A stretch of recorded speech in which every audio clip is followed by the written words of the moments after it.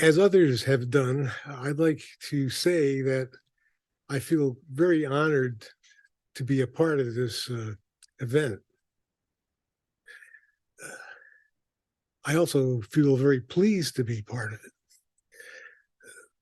Bob and I have known each other now for just about exactly 40 years, if I'm calculating correctly. And I remember when he first came to Emory. I also remember when, upon the birth of his one and only daughter, he gave out cigars to anyone who would accept them. And that was something that I personally very much appreciated.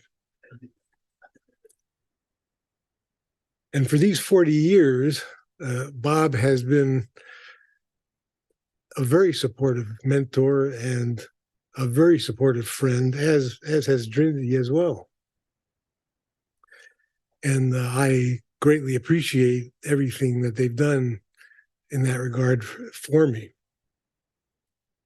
And when I first was asked to do this, or after the initial surprise wore off, I sat down and asked myself, well, good, but what am I going to talk about? Because although Bob and I share commitment to naturalism, and we share interests in science and the philosophy of science, for me, science and the philosophy of science too are something like philosophical hobbies, things that I do out of respect for their intrinsic interest, but not something that I've done really serious work in. And then a thought occurred to me that I could join the sort of work I was engaged in at the moment to the main idea of Bob's 2011 book, Why Religion is Natural and Science is Not. Hence the title. Now, you all can see that this title is a riff on Bob's title. That much is obvious. You also can see almost as clearly, I think, that this title is a contradiction. But I want to assure you that it's not merely a contradiction. It's actually an oxymoron. And an oxymoron, at least according to my understanding of the term, is a deliberate flouting of one of the Gracian maxims of conversation, or conversational maxims, namely the ones of quantity. Say as much as you can, but don't be too prolix. And as most or perhaps all of you know, a contradiction doesn't really convey any information because it's compatible with no states of affairs. Just the way a tautology conveys no information because it's compatible with all states of affairs. And tautologies as Gracian floutings have gotten quite a bit of attention, but contradictions as Gracian floutings haven't, even though they're quite common in everyday discourse. People often say yes and no when you ask them a question. People say other sorts of things that are not consistent. And what a flouting is a signal that there is in the vicinity what's called an implicature. I know some of you are quite familiar with this, but perhaps some of you are not quite so familiar. And an implicature is a thought that is not explicitly said, nor is it implied by anything explicitly said. It's implicated, as it were. So you have to do some work to dig it out, so to speak. And what the implicature here is, I'll be getting to in just a few moments. So with that said, I will proceed with what I have to say. Now I'm going to begin, despite the impatience in some quarters with definitions, just with some ground rules. In other words, I want you to understand how I'm going to be using these terms. I don't intend these definition-like statements to be capturing anything essential or anything particularly weighty, but it is useful and important that when I use these terms, you know how I'm using them. So I understand morality to consist of privileged normative principles that prescribe standards for action and character. It was a time when people used to say overriding, but that has, for various reasons, fallen out of favor today. Now, I understand ethics to be the philosophy of morality. So morality is not in and of itself philosophical, but ethics is the philosophy of morality, at least as I plan to use that term.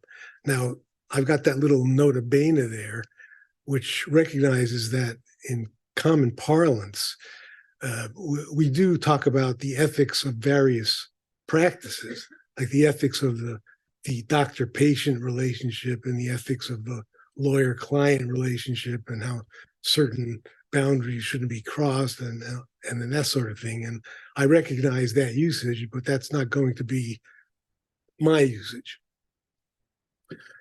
Now, normative ethics, I understand to be the codification of first-order principles of morality. Involved in saying that is that people act according to principles of morality without necessarily being aware of what those principles are, and so they would be merely implicit under those conditions, which are quite widespread, maybe even normal. Actually, I've already basically stated that fourth bullet point there. Now, metaethics, I understand to be second-order theorizing about these standards and principles regarding such issues as all that stuff you see in that last bullet point, which I won't tire you by reading through. I'll just pause for a moment and let you pick up from it what you want to pick up from it. And I don't say that exhausts metaethics. I'm saying those issues are perhaps front and center in metaethics, but there are other things to be talked about, of course. So anybody want to linger with this, or shall I? Okay. All right, so what I'm going to do here, or try to do anyway, is present three theses, each one followed by some justification. And I'm not going to tell you beforehand what they are because I would find it tedious to do so, and also kind of a spoiler or something. So my first thesis is that human morality develops ontogenetically in normal individuals in normal social environments. Now, of course, we're talking about something like standard distributions here. That's what I mean by normal. So just a little bit of empirical evidence. Babies 6 to 9 months and toddlers react positively under experimental conditions to helping agents, and they react negatively to harming agents, even when the agents are puppets or even inanimate objects like squares and triangles that are being moved around by the experimenters. And this from Paul Bloom's Just Babies. And again, according to Bloom, who has actually done the empirical spade work here, 15 and 16-month-olds are sensitive to issues of fairness and desert, which is to me fairly surprising. And this responsiveness increases through the maturation process. And then finally, the last empirical point I'll make here is that 3 to 5 year olds understand the idea of an objective obligation. This, according to Richard Schwader and his colleagues mentioned there in the article Cultural Moral Development in that particular volume, whose bibliographical details you can see listed there. Now, as to the second part of my first thesis, the part that has to do with practiced naturalness, here I don't have empirical evidence of that sort, but a certain kind of anecdotal evidence or experiential evidence, something like that. And that is that there's a long established recognition of the human propensity to form moral habits with proper instruction and practice, habits that become second nature. And Jared just talked about Aristotle. This is very central to his doctrine. It was even perhaps, well, maybe not, is at least as central to David Hume's doctrine, for whom habituation, well, you know about human habituation. And then finally, I thought I'd mention just in passing Paul Churchland's neo-Aristotelianism, where for him, moral knowledge is a skill, not a doctrine. So for him, moral knowing is knowing how, not knowing that, or at least as much more knowing how than it is knowing that. This from that particular article that I have listed there, but he says it in more than one place, as Churchland aficionados amongst you will know. Now, take a look at that third bullet point.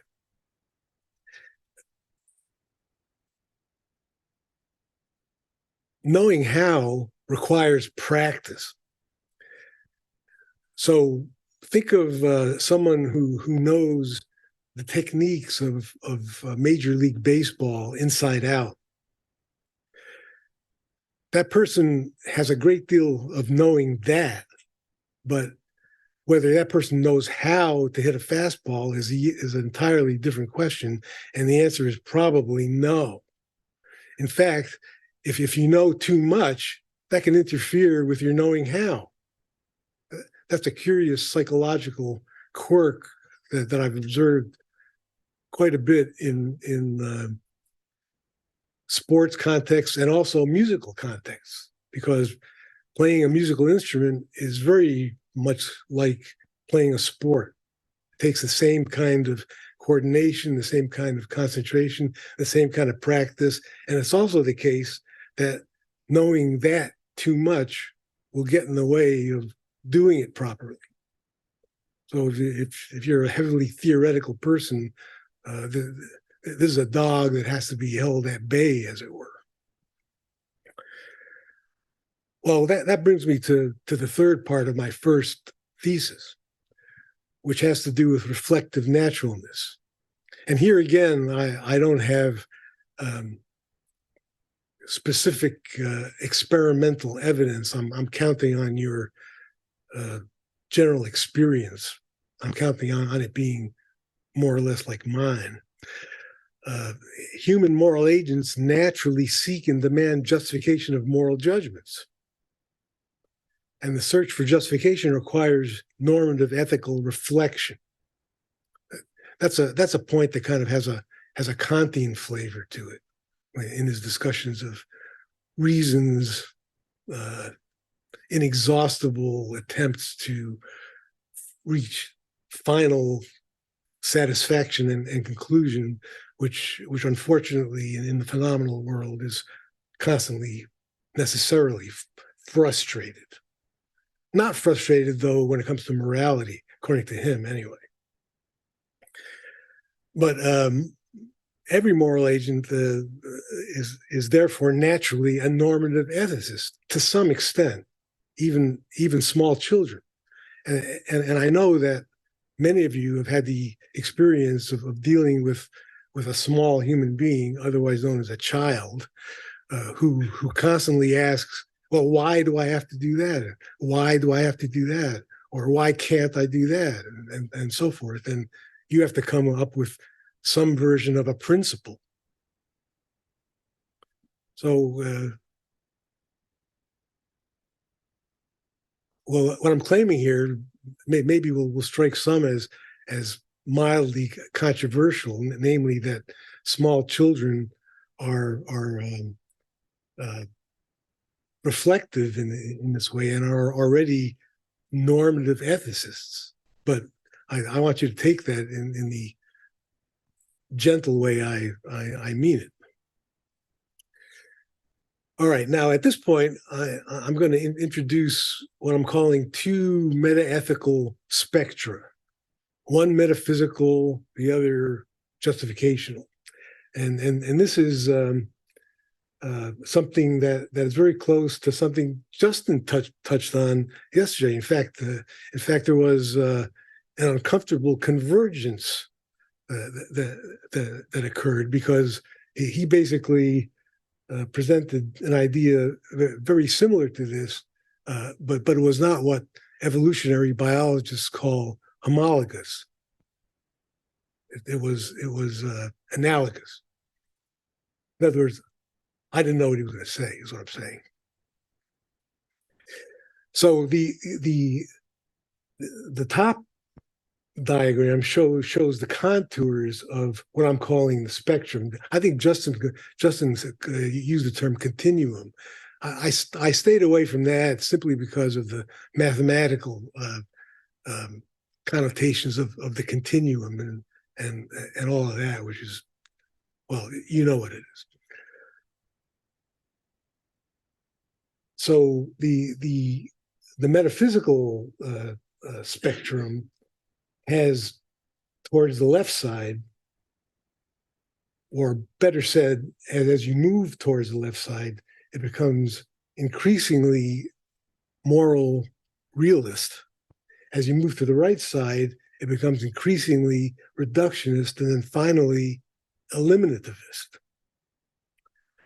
And with regard to the justificational diagram there, about which I'll say much less in this presentation, on the left, the most natural, you have intuitionism, the kind of thing you see show up when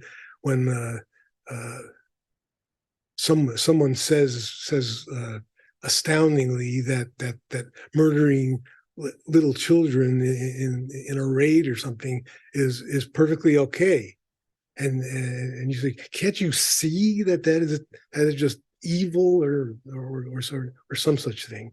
It's a very, very natural reaction to at least certain moral commitments.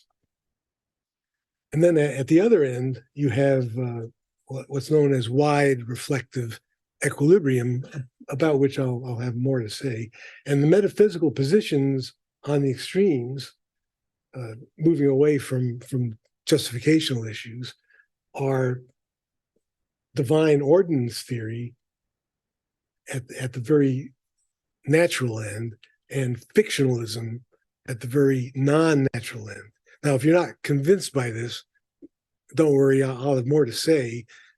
And if you're still not convinced, all I'll have to say is I'm relying here on your considered judgments and their stability in a state of reflective equilibrium, which is something we'll get to. All right, now that brings me to the second of my three theses, and that is that the philosophically naturalistic, that is the reductionist and the eliminativist metaethical positions towards the spectral right, are more psychologically non-natural than are the philosophically anti-naturalistic positions towards the left on that metaphysical spectrum. And one more point in connection with this, that sentence that I have in bold there.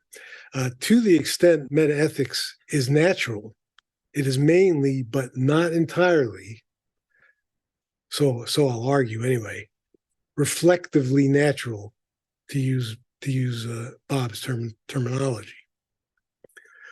Now,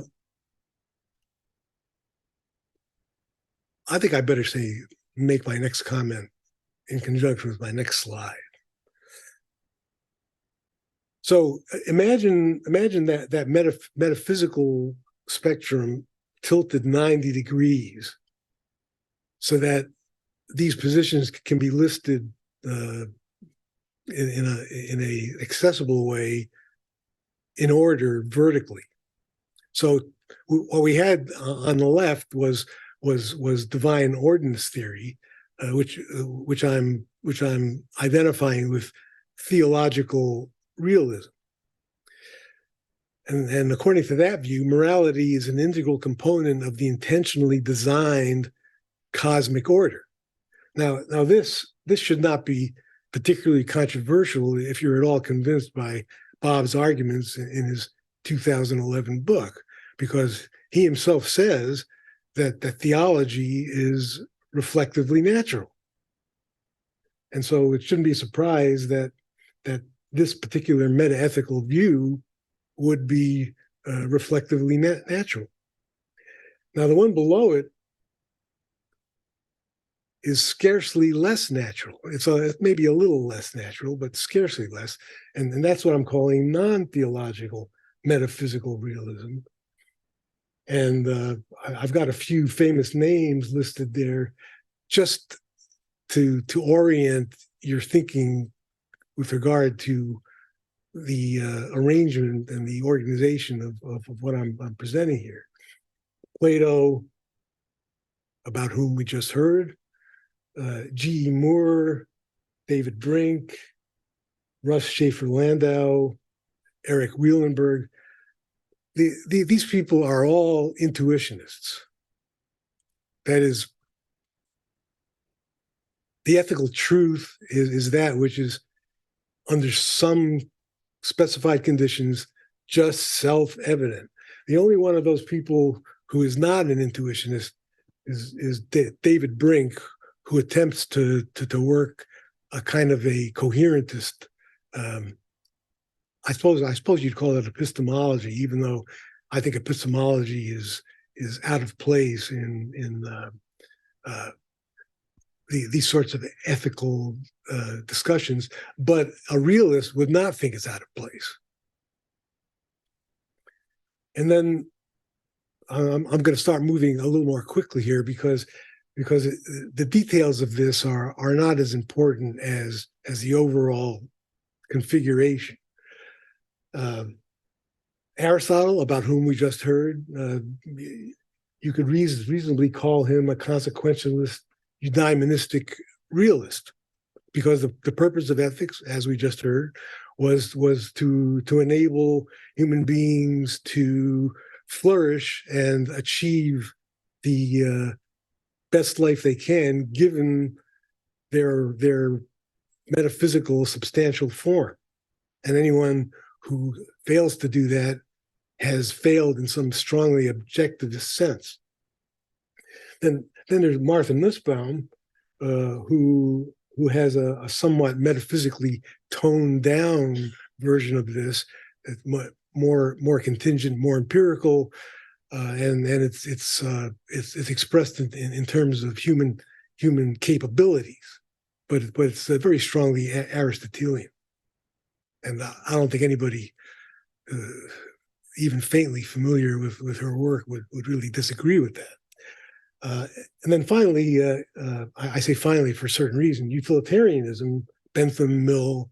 I could have mentioned Sidgwick, except I'm not familiar enough with him really to list him up here in good conscience. That's also a realist position. It identifies the good with happiness, or in Bentham's case, simply pleasure. Now, Mill had a much more nuanced view, which we don't have to get into because it's not important for our purposes.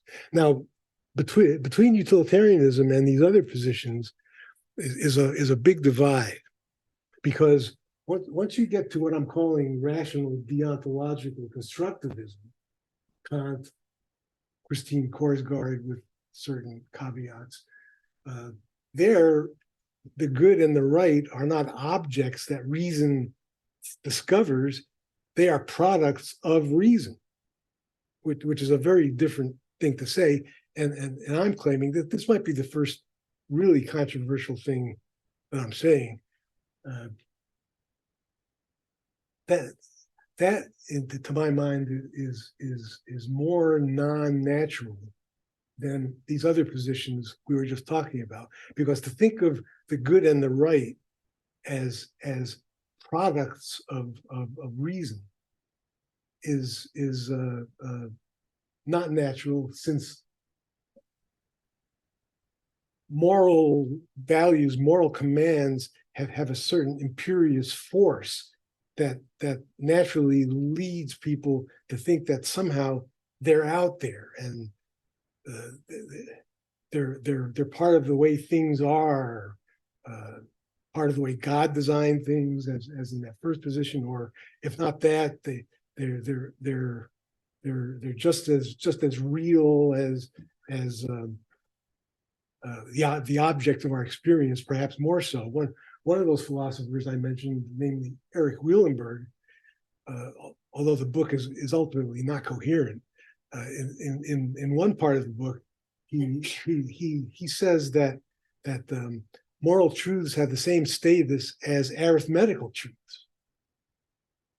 Now, of course, that's a can of worms, as many of you know as well, since there are people that think mathematical objects are out there the way Plato did, and then there are other people like Kant who thought that no, they're constructions of reason in some special sense.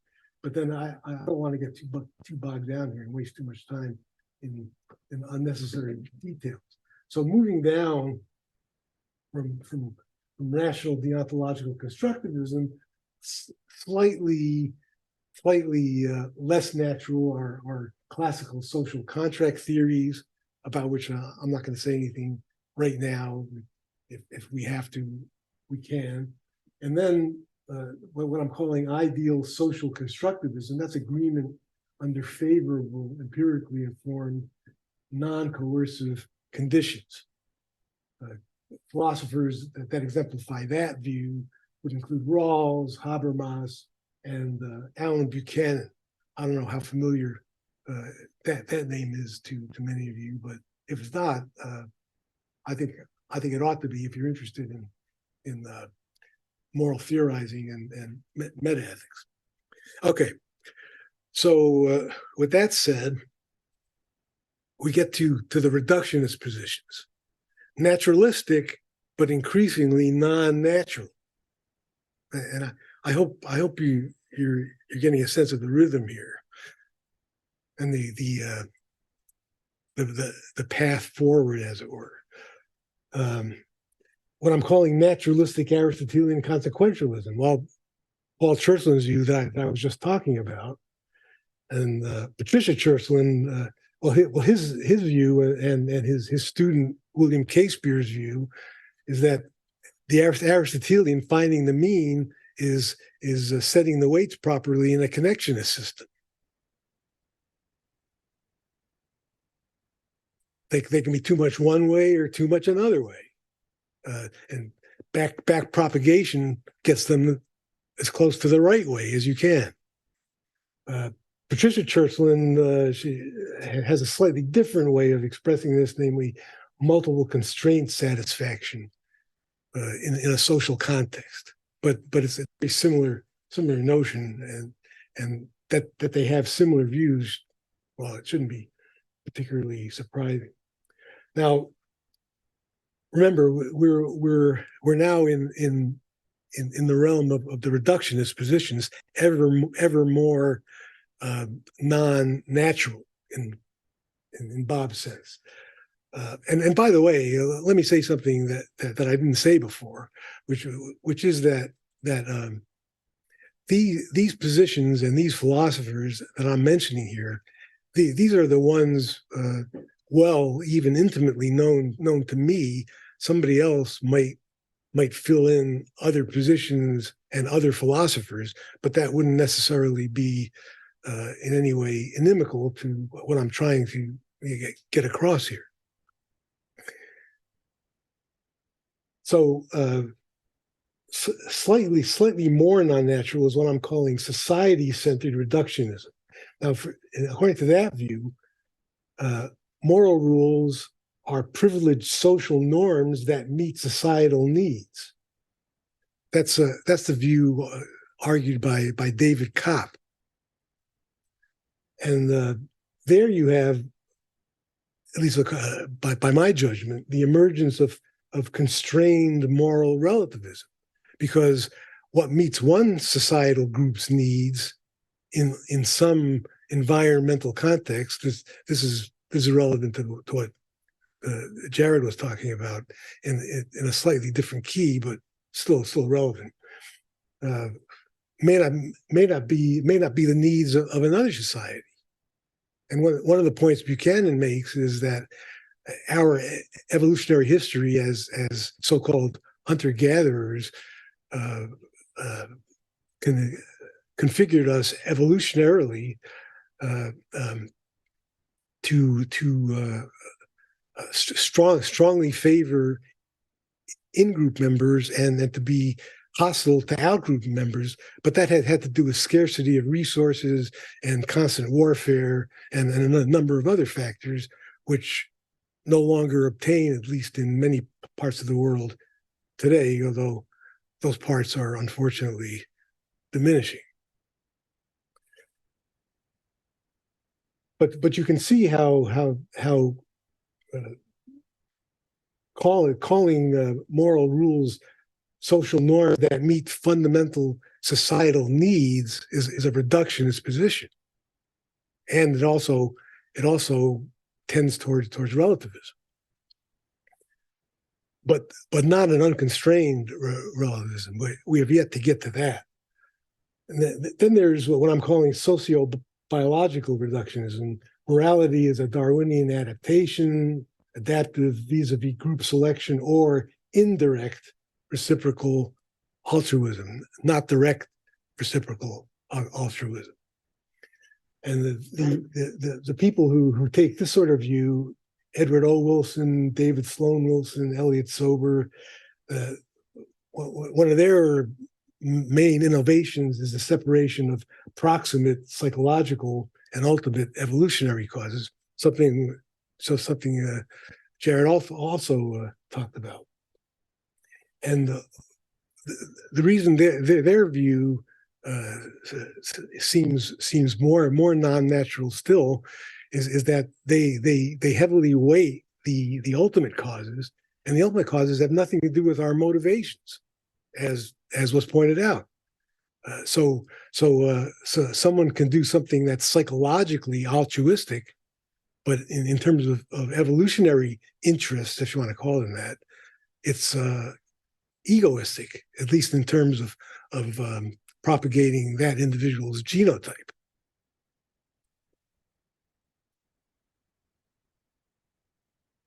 Finally, in this group of positions, we have what I'm calling neurological reductionism, which stands at the portal of eliminativism, and that's the position taken by Joshua Green, Moral Tribes, and other writings of his. And the reason I characterize it that way is that he says a number of revealing things. He says that deontology or deontological morality and consequentialist utilitarian morality are two psychological natural kinds, and that philosophers' theories like Kant's or Mill's are post hoc rationalizations that have nothing to do with the underlying reality. So how do you get at the underlying reality? You have to go do some science, he says. And that's what he did. He got his PhD in philosophy from Princeton, and then he did a psychology postdoc and became a psychologist, and now he's teaching in the psychology department up at Harvard. So why is that at the portal of eliminativism? Well, he's saying these philosophical theories are post hoc rationalizations. Now, true that those are philosophical theories. That's not, as I originally defined my terms, morality. But still, he goes on to say that contrary to what most people think, who are at all familiar with these positions, Kantian style deontology is actually strongly emotion driven. Has to do with hot button issues, like do this, don't do that. Like, do you push the guy off the footbridge? No. Do you pull the lever? Yes. Well, why yes? Well, according to Green, that's because another part of the brain, not the limbic system, but the cerebral cortex is doing calculations. So he sometimes he says it's an actuarial style as opposed to a hot button emotional style. But I don't want to caricature his view, because he doesn't say these are two mutually exclusive functions. He thinks that they overlap to a significant degree. All right. So to push on here, we finally have arrived at the eliminativist positions, way at the non-natural end. So first, and how you order these is a matter of really considered judgment. This seemed the most intuitive to me. That doesn't necessarily mean that they're the most intuitive to you. But I hope that they're not, they don't strike you as seriously out of whack or anything. Unbridled moral relativism. Well, you've got Rorty. How do you defend Western liberalism? Well, it's our way. What more can you say? Well, that's where the spade stops, to take that Wittgensteinian phrase that he's very fond of, and so are many other people. Error theory. John Mackey, who claimed that moral properties are, to use his word, queer. Why are they queer? Well, they have this to be doneness about them, or not to be doneness about them. And those are not the way properties, he claims, tend to behave. But the result of this is error theory, namely the elimination of moral truth. So for him, all affirmative moral judgments, moral principles, are false, every last one of them, because they ascribe properties that are illegitimate.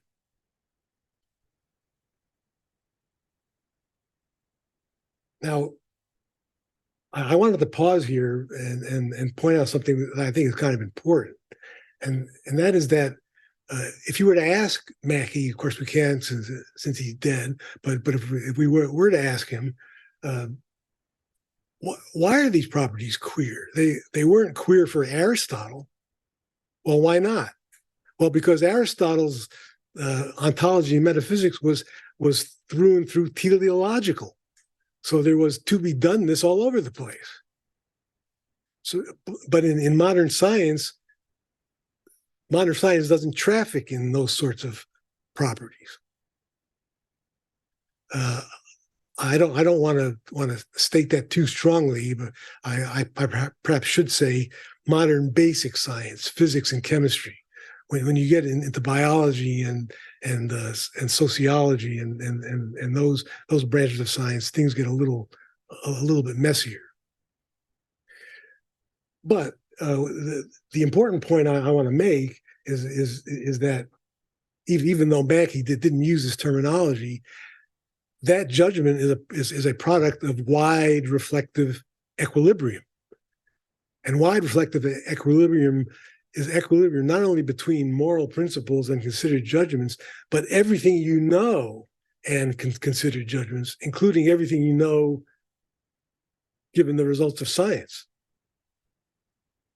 So it's pretty clear to me that he's just incorporating the view of properties that is dominant in scientific explanations, and comparing moral properties with those and saying, well, compared with those, they're queer.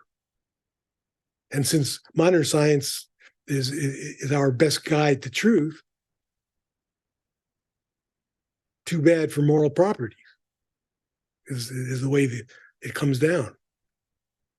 Now, I'm getting to the end of this sequence, maybe to the relief of some of you. Now, error theory motivates expressivism, which involves the elimination of truth aptness of moral propositions. They're expressions of attitudes. Alan Gibbard is a leading proponent of that view. A much cruder, older view of that, which is more extreme, hence more non-natural, is just plain old emotivism, as it was offered by A.J. Ayer and Charles L. Stevenson. That involves the complete elimination of moral cognition. So when you say slavery is evil, you're saying something like "boo slavery." That's it. Or it's as if you're saying slavery is yucky, though you might say that about licorice or something, or some might say it about licorice. And finally, the last member is fictionalism, namely morality as myth or useful fictional make-believe. That's a position argued by Richard Joyce in The Myth of Morality, highly influenced by evolutionary theory. A great book, by the way, in my opinion. But still, the position he's asking us to accept is that when you say something is wrong, you're saying something like Iago was a nasty guy. Iago was mentioned earlier in a famous play by a famous playwright. Okay. So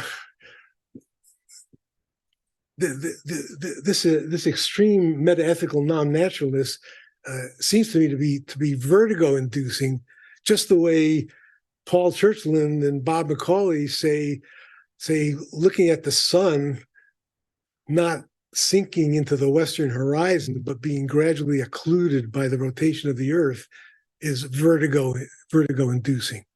It's the truth, but it's very non-natural. And after all, that's what science tells us, and science, as we know, is non-natural. That brings me to my third thesis. And that is that the metaethical distinction, actually, let me interrupt myself briefly there. You remember I said that metaethics, to the extent it is natural, is reflectively natural for the most part. But this distinction, the distinction between moral and conventional norms, is I'm allowing myself a little bit of a hedge there, is or appears to be maturationally natural. Now, maybe there are those who would disagree with this. I hope I can convince you that it's at least plausible. But by the third year, children intuitively distinguish the moral from the conventional, at least according to Richard Joyce in that particular article, in that volume edited by Carruthers and a couple of other people. It's actually a 3-volume set, the innate mind. So at least Joyce thinks he's got empirical evidence and actually cites it to indicate the truth of that claim. So if that claim is true, then it's fair to say that metaethical distinction, at least between the moral and the conventional, is maturationally natural. However, here's a slight bit of topical veering, but not off topic. Which norms count as moral and which as conventional is not universal, but culturally relative.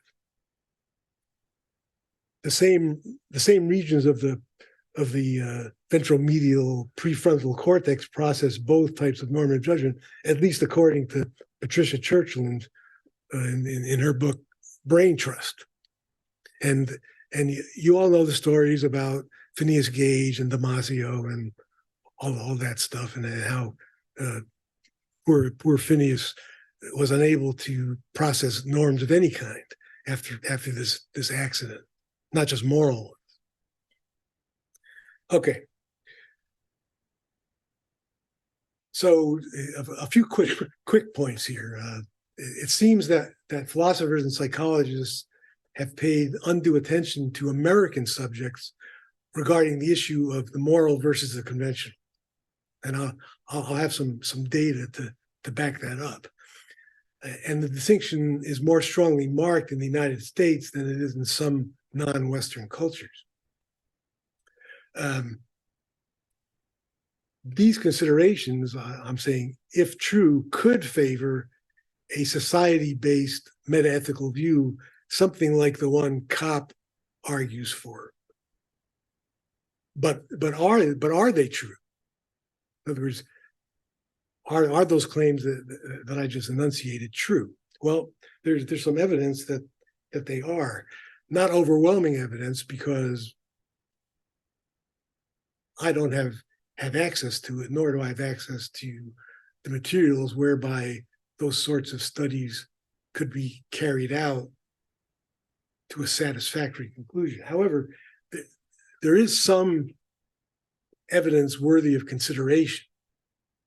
So from the same article by Richard Schwader and his colleagues, who did a study of groups of Indian subjects and groups of American subjects. Not surprisingly, these American subjects were residents of Chicago and Hyde Park. Richard Schwader is at the University of Chicago. The Indian subjects were from that city that you see written up there, which I won't attempt to pronounce. And in the article, there are 39 cases. These subjects were given these 39 cases, and they were asked to rank them in order of seriousness of infraction. And let me say a little bit about the composition of the cohorts, as it were. There were 120 Indians, 120 Americans. Each one consisted of four groups of 30 adults, 30 children age 5 to 7, 30 children age 8 to 10, 30 age 11 to 13, both Indians and Americans. And these test cases that I have up here are a selection from those 39 as ranked by Brahmin 8 to 10-year-olds. The Indians consisted of both Brahmins and untouchables. So I'm not going to read through all this because it will be tedious, time-consuming, and unnecessary. But notice that the one that was ranked worst in terms of gravity of infraction was the day after his father's death. The eldest son had a haircut and ate chicken. This strikes us as truly bizarre. I'm going to skip over some of those other ones. The starred ones are ones that they saw as infractions, and that I think we would tend to see as infractions as well. Number 14, for example, that's a standard utilitarian dilemma type thing. I will read that one with your indulgence. It was the king's order: if the villagers do not torture an innocent boy to death, 1,200 people will be killed. The people killed the innocent boy, so the king spared the life of the 1,200 people. Now they thought that was pretty bad, but not super bad.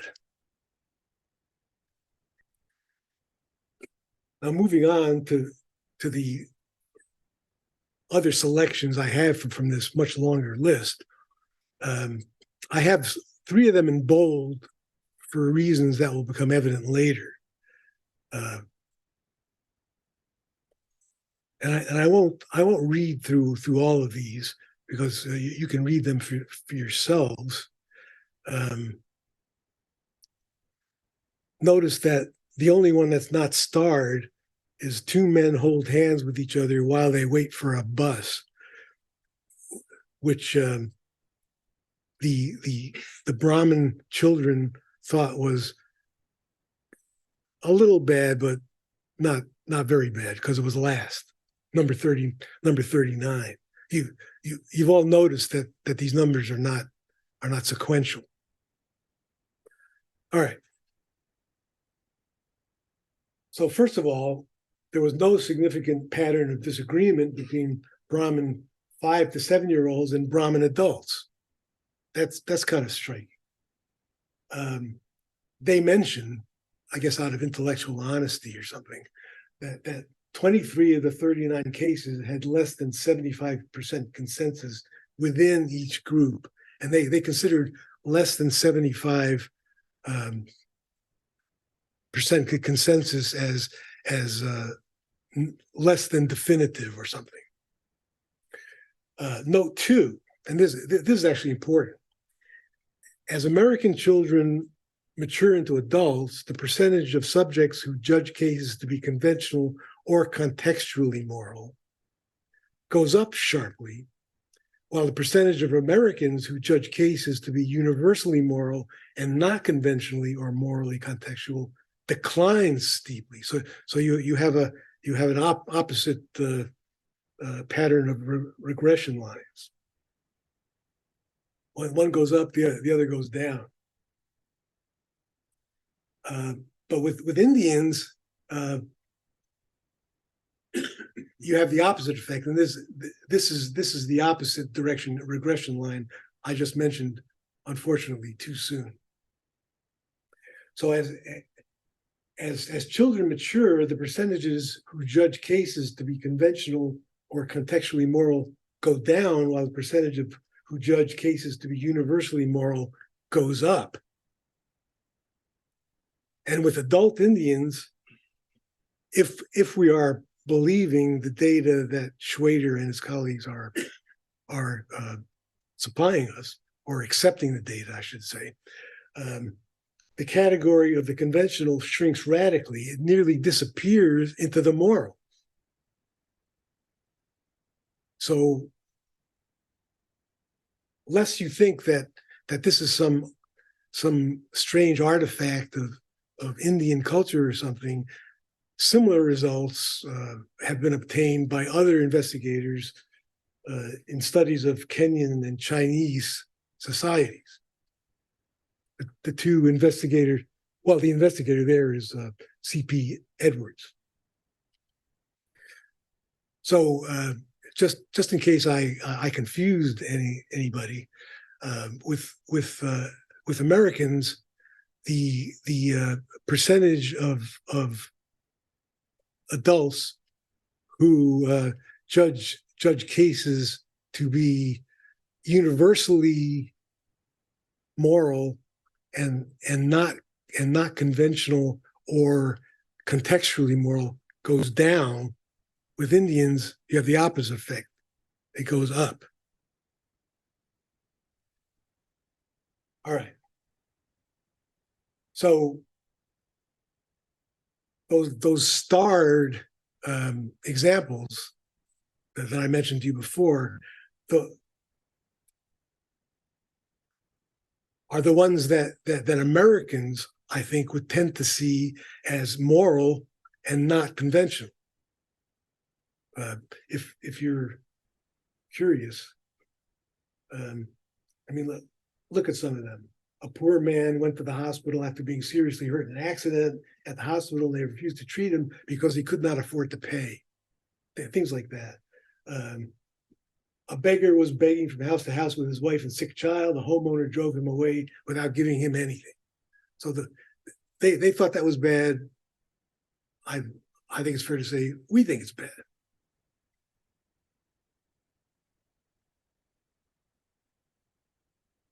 So Americans would see those starred ones as moral and the others as conventional. And the ranked order of importance would be different, most likely, I think. So conclusions with regard to this segment anyway. The metaethical moral conventional distinction itself is arguably maturationally natural, practice natural, and reflectively natural. So that's one metaethical item that satisfies all three. Most of them, I think, are only reflectively natural. But the content is culturally malleable. Or the rest of them that aren't natural at all are only reflectively natural, I should say.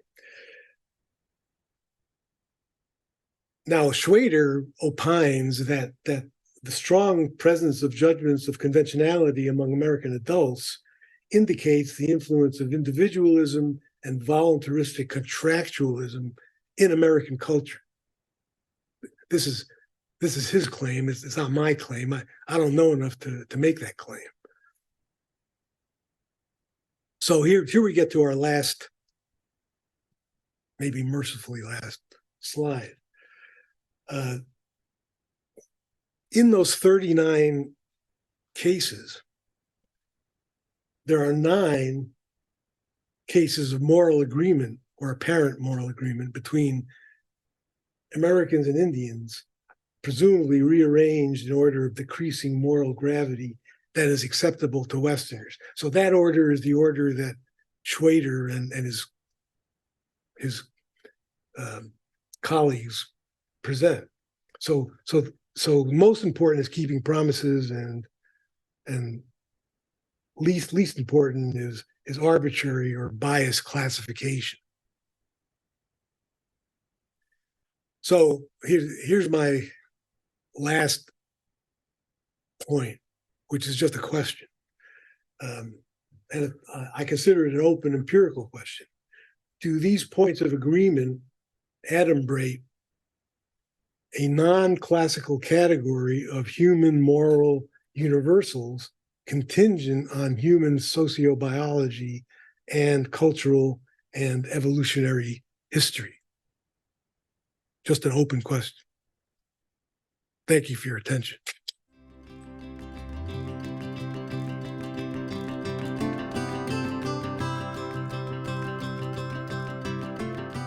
Thanks. That was really interesting. You know this literature much better than I do, but there's it seems to me the people who you called non-theological moral realists are a pretty varied camp.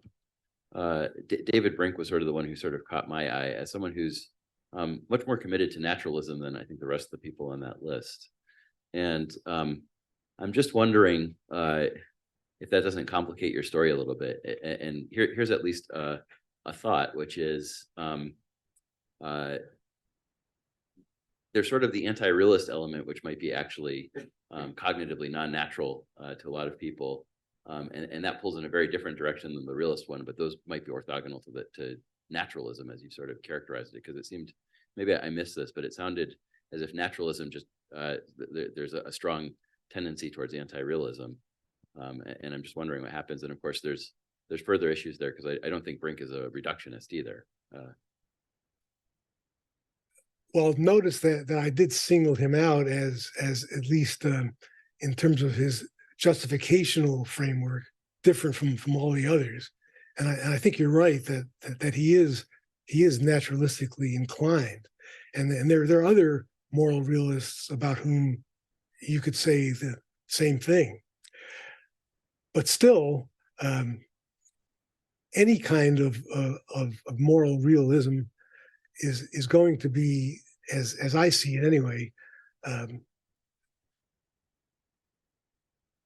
more natural, more intuitively acceptable than the reductionist and eliminativist views. You're right that Brink and others are and consider themselves to be naturalists. But there's a question in my mind concerning to what extent they are successful naturalists. I mean, they maybe want to be naturalists, and they may think that's a respectable position for a modern day. I wanted to say analytic, but that doesn't really apply anymore.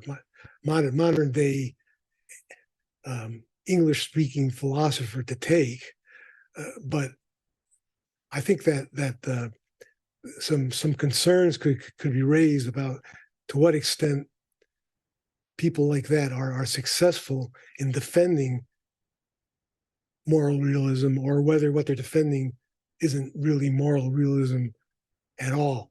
I as far as I know, you're right about Brink in everything you said.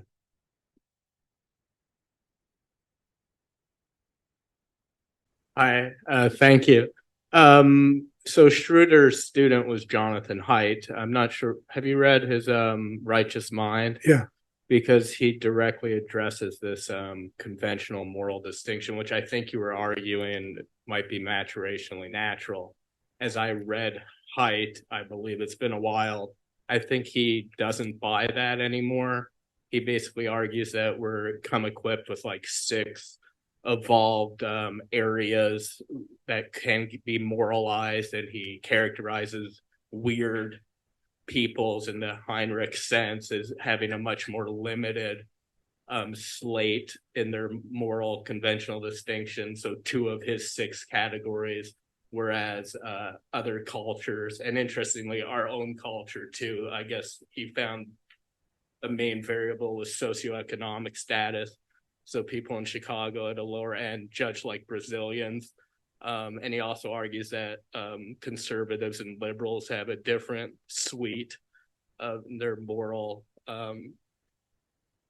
claims, and basically argues that these non-weird societies have a broader, so encompassing all 6 evolved predispositions, and basically what we consider conventional norms characteristically in our country get treated as moral.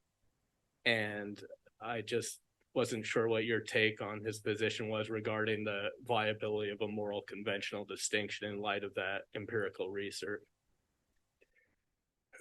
Well, look, it seems to me that there is such a distinction, that it is maybe more subtly configured than I may have indicated by presenting Schwader's results, and also the results of that other investigator. That's certainly arguable, but in a way, the hate view tightens the screw a little bit, because not only do we have a culturally variable content to an apparently repeated, if not universal, distinction, but we have differences right at home with regard to the content of that distinction. I don't think he argues that the distinction itself is has disappeared from the minds of moral agents or anything like that. He's cagey on that question, I Okay. think. So I was curious, but yeah, I think you could very well be right that he hasn't completely abandoned it. He's just added nuance. It would be a very difficult position to hold, that no one thinks in these terms, that no one makes the distinction. Well, my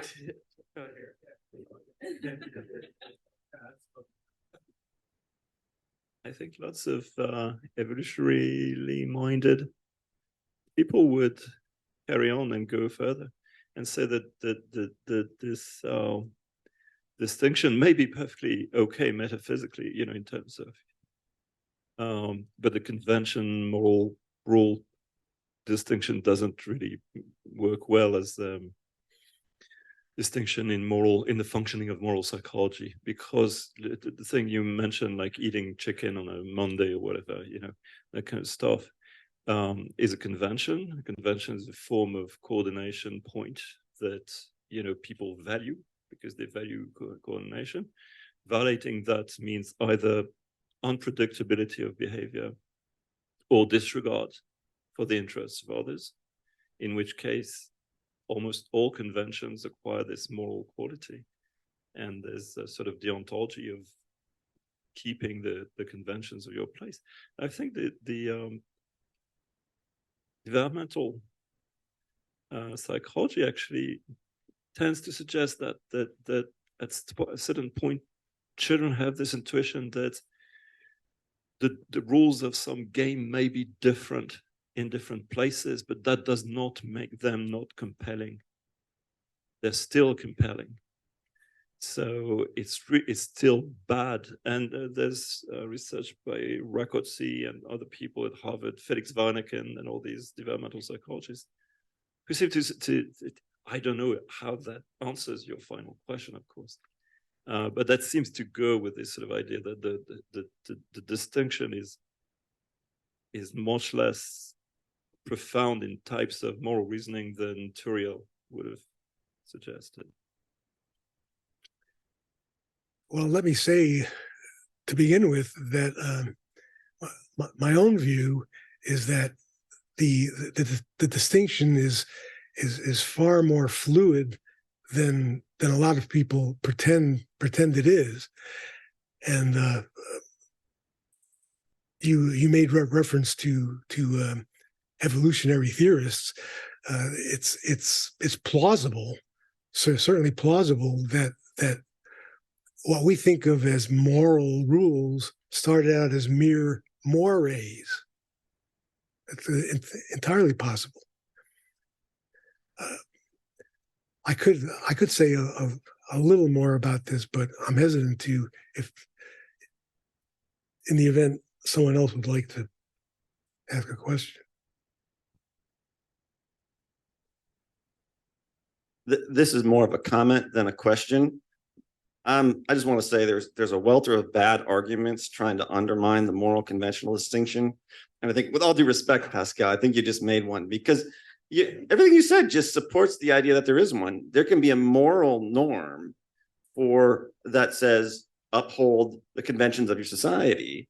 But in order to be able to say that, you actually have to recognize that there's a moral conventional distinction. Otherwise, what you just said wouldn't have any content.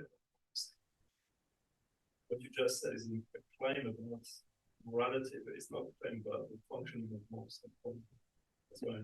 Yeah, but if I say it's immoral to drive on the left side of the road, right?